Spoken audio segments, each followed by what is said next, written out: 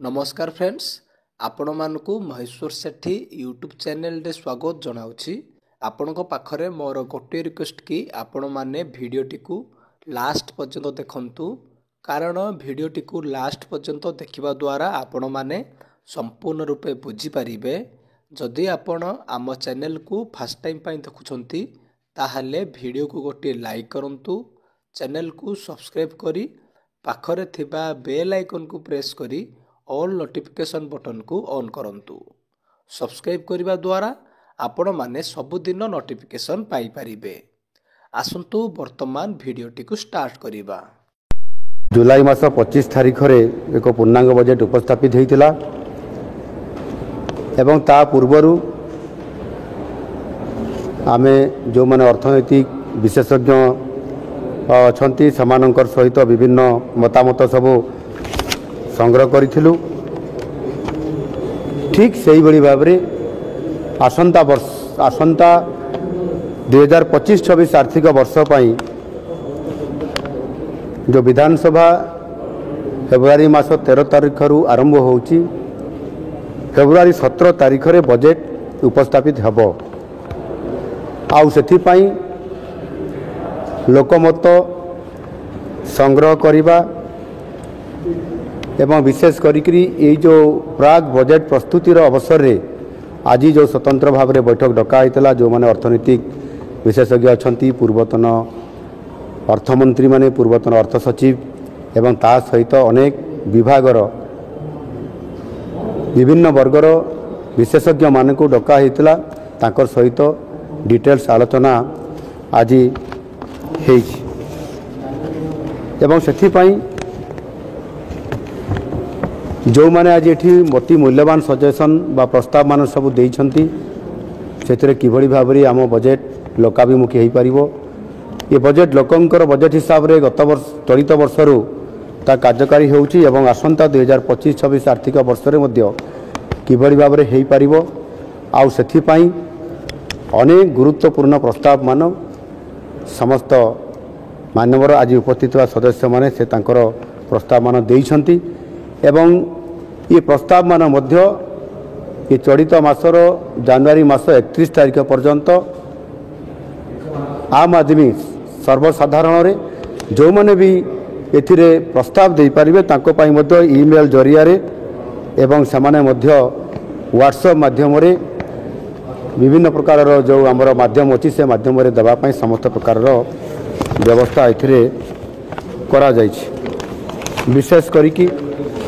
मु एथिरे आपण मानकु कहया पई चाहूची, एथिरे बहुत समय रे बहुत प्रकार मत सब आसी थाए एवं से मत गुड़िक अति मूल्यवान थाए। लोकंकर सरकार रे किबड़ी भाव रे लोकं को फोकस करी हेबो एवं समान को आधार करिकरी स्कीम बा योजना मान करा जाई पारिबो, ताहा करा गले जो ओडिशार ग्रामांचल रे रहउतबा अनेक व्यक्ति बा साधारण व्यक्ति अछंती, जो माने कि अर्थनैतिक दृष्टिकोण भारी दुर्बल थिबा कारणरू समान को सब बेले वंचित करा जाय थाए। एणु या को आधार करिकरी एबे जो योजना करा होती ताकू गुरुत्व दिया जाउची एवं सेथिरे विशेष करिकरी आपनकर जो बजेट प्रस्तुत करा जाउची से समय रे किबड़ी भाव रे राजस्व केमिति वृद्धि होई पारिबो एवं जेहेतु नुआ नुआ आम संकल्प पत्र अनुसार ताकू बजेट को प्राधान्य देबा पई हमको पड़ुछि एवं सेथिपाई शिल्प क्षेत्र को गुरुत्व देवा सहित पर्यटन क्षेत्र को मध्य गुरुत्व दिया जाउछि। विशेष करके शिल्प क्षेत्र रे एथिरे steel, IT, renewable energy, textile, petrochemicals, agro industries जोटा कि कृषि क्षेत्र रे आमे जेहेतु अधिक लोक एथिरे नियोजित होइतांती आउ सेमाने एथिरे निश्चित भाव रे सेमानंकर आय केमिति बढ़िबो ता उपरे फोकस करिया पई स्वतंत्र भाव रे आपनकर कोल्ड स्टोरेज समेत सेमानंकर चाष आरंभरू चाष अमल पर्यंत जेबड़ी भाव रे सेमाने विभिन्न स्तर दिगी जाइथांती, सेति पई बहुत गुरुत्व एथिरे माने गुरुत्व आरोप करा जाइछि। पोर्ट बेस्ड इंडस्ट्री एवं आईटी सेक्टर रे मध्य आउ किछि क्षेत्र अछि जोटा कि सेमीकंडक्टर भलिया या बहुत प्राधान्य दि जाऊँगी। आपण मैंने जानी समस्ते Utkarsh Odisha make in Odisha conclave 2025 जनवरी 28 और 29 तारिख में होगापाई जाऊँगी। माननीय प्रधानमंत्री ये जो आमर इन्वेस्टर्स जो समिट होची से योगदान भी करुँच।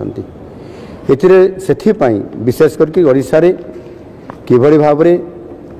आमर जीडीपी बढ़िया सहित आम शिल्प क्षेत्र में अधिक प्राधान्य ये दौचु। से शिल्प क्षेत्र में कृषि को प्राधान्य दि जाऊँगी। बहुत बड़ गोटे सुजोग अच्छी आमपाई इन्वेस्टमेंट बढ़िले निश्चित भाव में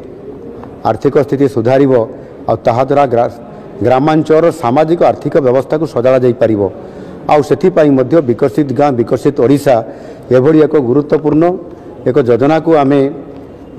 कैबिनेट रे पास होला परे ताकू आम शुभारंभ करने जाऊँ। आगामी वर्ष मानकर गोटे गाँव में तार आर्थिक स्थिति किभली भाव में मजबूत हेब से ताहार आर्थिक व्यवस्था सहित से गाँव लोक मैंने आ सब सहर को आसबे ना गाँव में गोटे आयर सोर्स तैयारी हेब तापाई ये विकसित गाँ विकसित ओडिशा रे एथिरे संपूर्ण भाव में फोकस करा जाउछि। आज अति गुरुत्वर सह जो माननीय सदस्य माने प्रस्ताव गुड़िक देइछन्ति सेथिरे बजेट्र सबु दिग को एथिरे गुरुत्व आरोप करा जाइछि जो थिरे कि संपूर्ण भाव में एथिरे श्रमिक हो चाषीटीए हो एवं जो माने निजुक्ति क्षेत्र में बहुत आशा बांधी जे आमको निजुक्ति मिले आम परिवार भाग्य बदलिब से उभय इंडस्ट्री सेक्टर में जिते बड़े इन्वेस्टमेंट बढ़िबो आमे जो 5 लाख कोटी टंका इन्वेस्टमेंट कथा कहूँ से को 3.5 लाख लोकंकर निजुक्ति बढ़िबो। ठीक से ही भाव में सरकारी खाली थवा पदवीर जो कथा कही 1.5 लाख लोक निजुक्ति देवाई 20,000 निजुक्ति दे सारीचु। आगामी किछि दिन भितर पुणी 20,000 लोकंकर निजुक्ति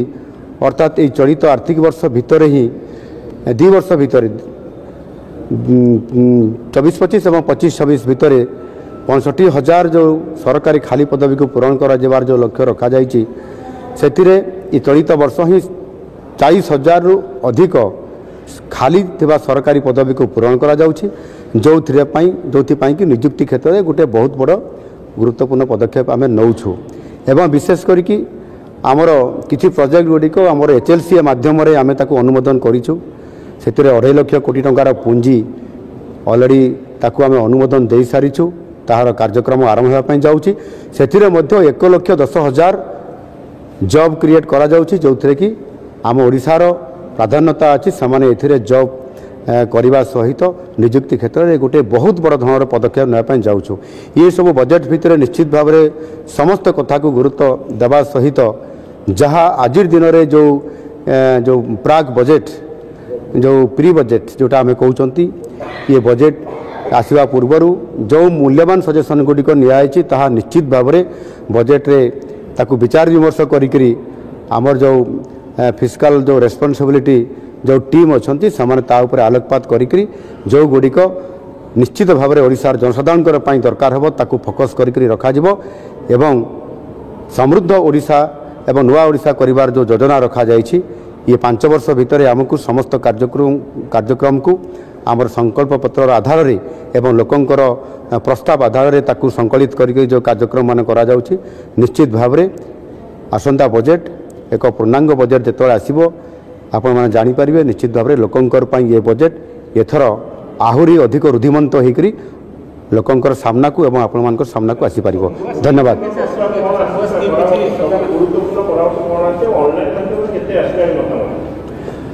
देखो ऑनलाइन मत माध्यम बहुत मतामत आसी गत वर्ष जमीती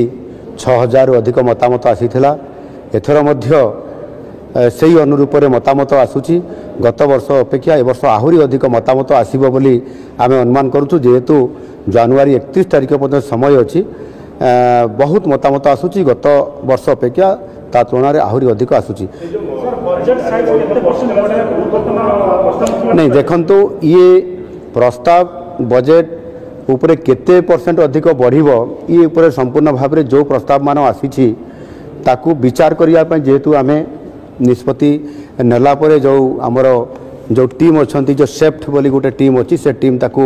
आकलन करला परे जना पड़िबो एवं विशेष करी आमे निश्चित भाव रे